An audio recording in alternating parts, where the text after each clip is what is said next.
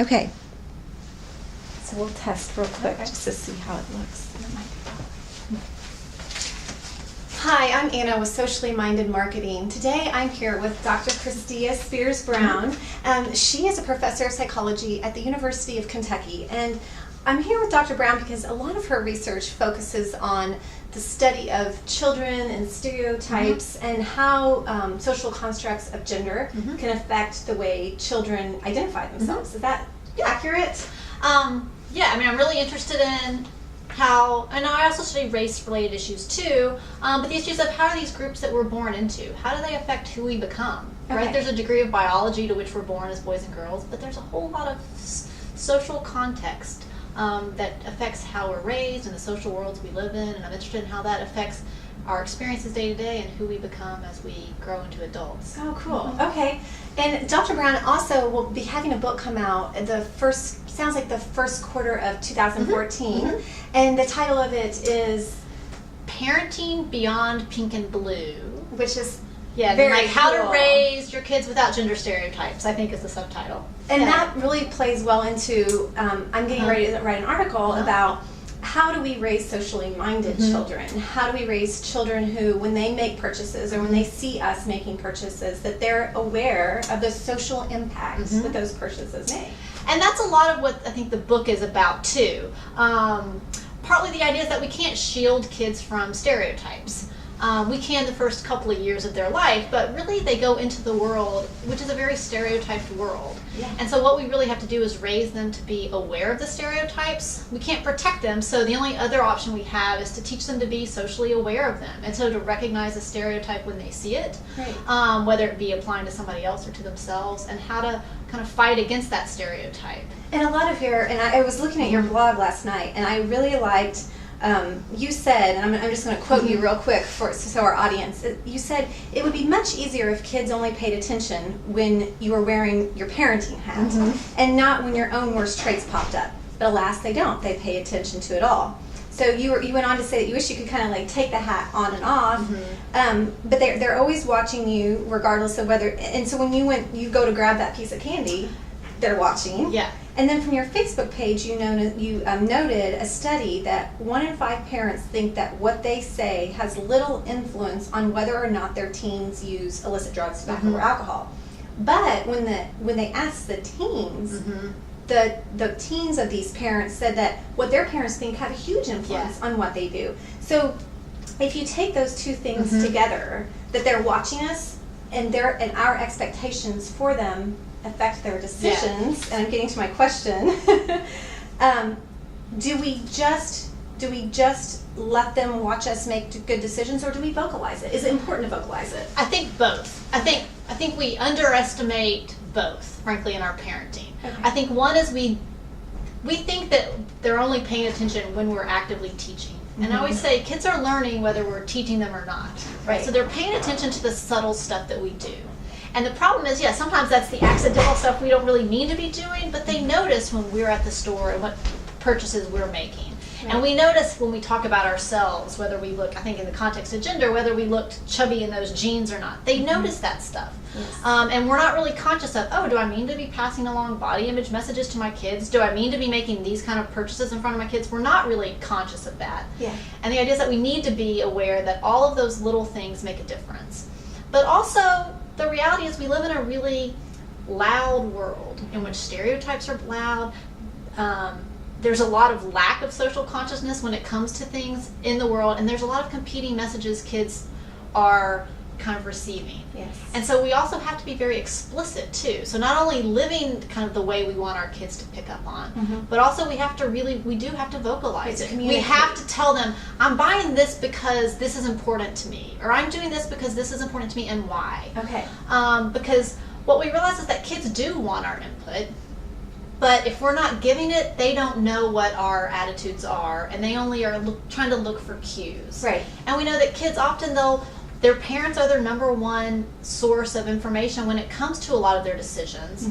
But if their parents aren't vocalizing it, then they'll use other sources. And I always think, who do I want to be the one being the loudest voice in my kid's head? I want it to be me, but that means I have to really pay attention to what I'm doing, and I have to say it out loud. That's true. When Right. it comes to like some of the gender stuff, you know, when it comes to making choices in stores, Mhm. we'll go to stores and there's a lot of clothing out there that's not okay for my 9-year-old to wear. Right. And I have to really say, I don't think this is okay for you to wear. I think it tries to make you look older than you really are, and I don't think that's the way a 9-year-old ought to be dressing. I think it's a gender stereotype that all girls need to look like this, and I don't think that that's a good message. Right. So for one, I don't buy it, and two is I tell her why I'm not buying it. So do you take it a step further and try to infuse her with feminist theory? I mean, she's not. Yeah, So no, yeah. I'd try to do that with the 3-year-old. Yeah, same here. Yes. Right. Right. So, Yeah, I think it's really important to talk about all of that stuff. And I think I start when they're young and in very kid-friendly terms. Sure.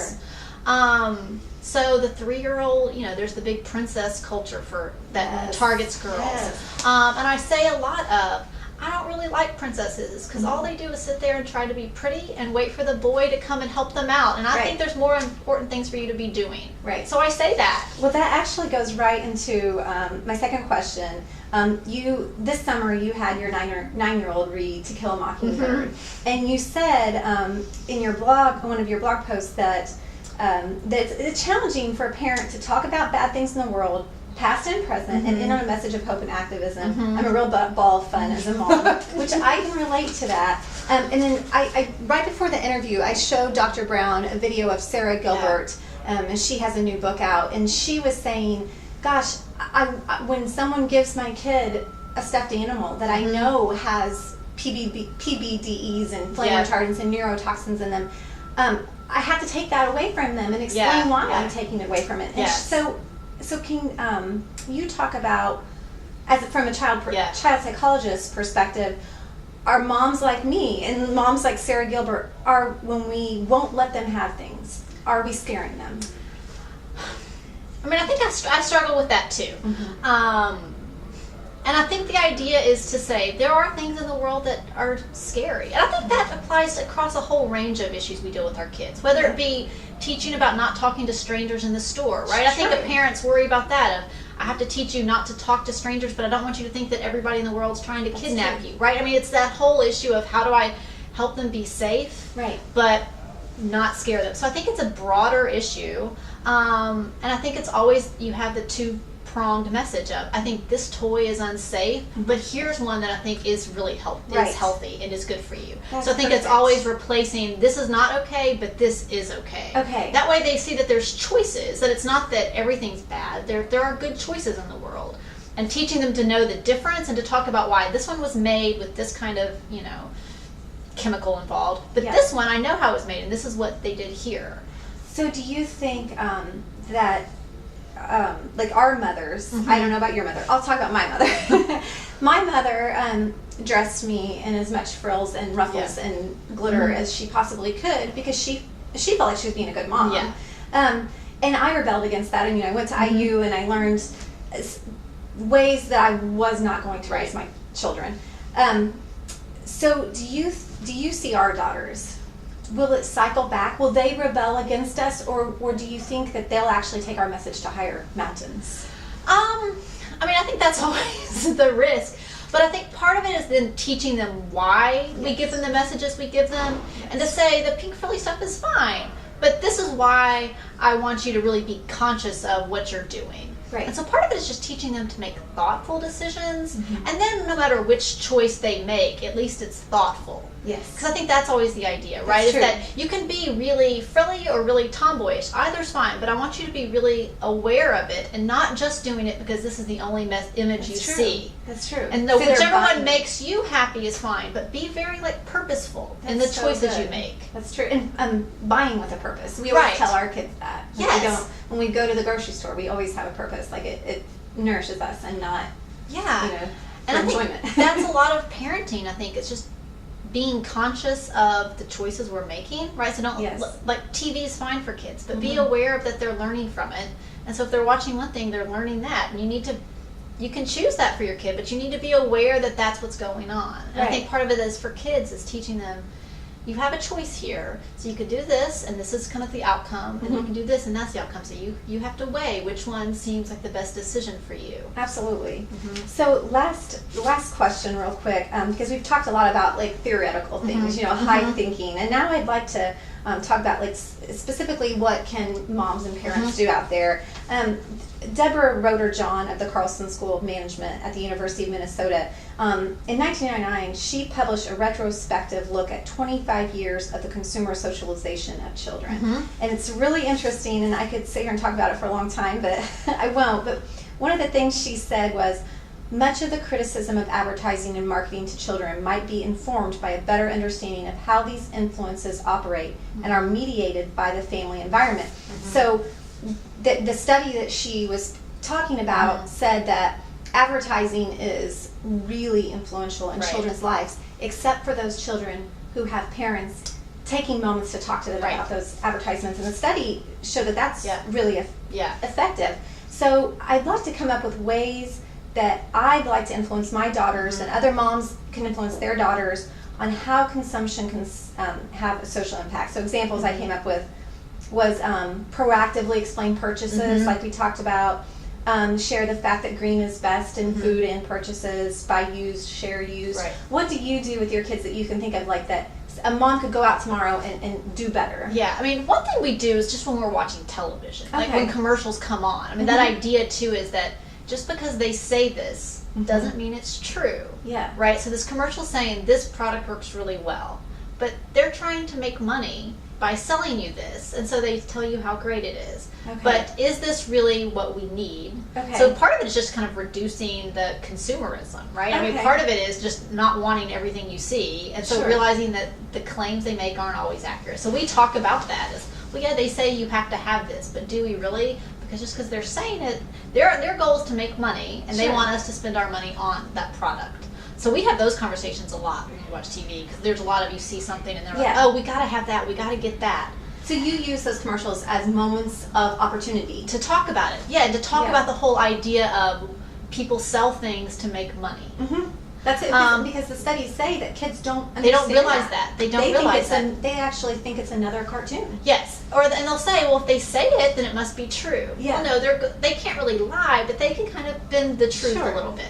So we talk about that. I think when we're in stores, we talk about, often, because there's usually two choices at stores. So we'll go and we'll talk about it. We do that because we buy organic fruits, right, and vegetables. So we talk about why that. So the kids are always with me at the grocery store. So we talk about why we do one versus the other. Good. And because I'll have my oldest go and say, oh, can you go get me the bananas, right? While I'm looking for lettuce, she'll go get the bananas. And she'll say, which ones do you want? It's like, so we want the ones that say organic next to it. And so why do you think we want those? And so it gives you a chance to talk about it. And we talk about people that work in the fields and whether they're having to be exposed to carcinogens. Source. Yeah, I really talk about one reason I like organic fruits and vegetables is that the farm practices that went into it, and that there's people that had to pick that. And then what kind of work environment do we want people to, so it's like there's people that work around these chemicals versus people that pick these don't have to work around the chemicals, so it's healthier for their bodies. So and you're so to make it beyond concrete them to actually the global world that's great. And I think the goal is to try to make it as concrete as possible. So to think about the person that produced that and kind of what's it like for them. So somebody's dad, most likely, was picking those bananas, and what's it like for them to work either around chemicals or not around chemicals? To make it because kids are empathetic, and they can relate to other people. And if you can make it a people issue, not to mention it's healthier for us.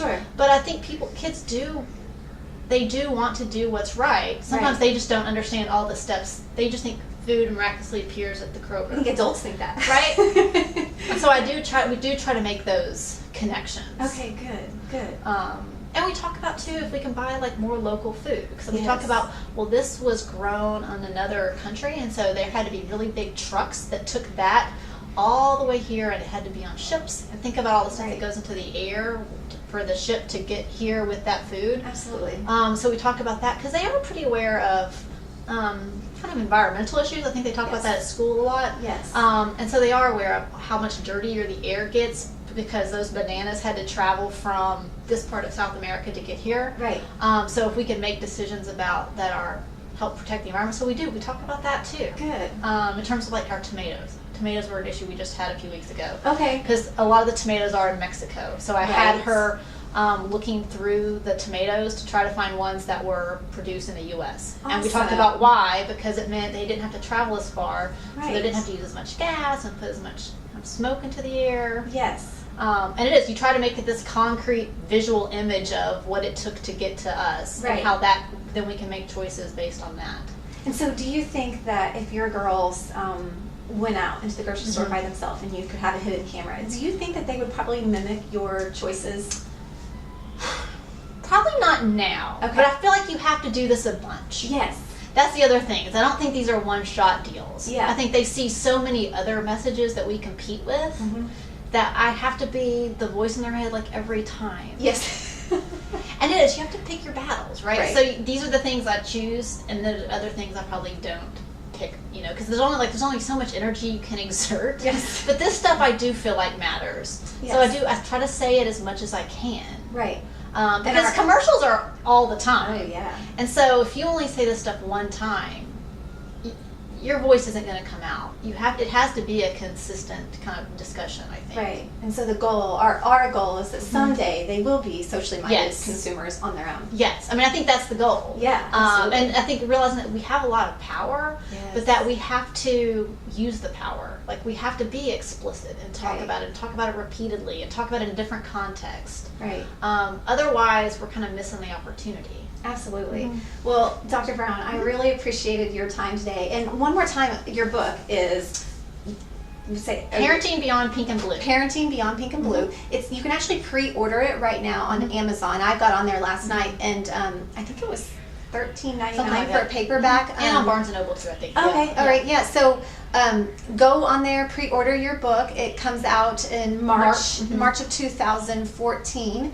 And Dr. Brown also has a blog that is it Beyond Pink and Blue? I think it might be Parenting Beyond Pink and Blue. Parenting Beyond Pink and Blue. It's fabulous. Check that out. She can be found on Twitter and Facebook as well. Thank you so much, Thanks so much. Dr. Brown. No problem.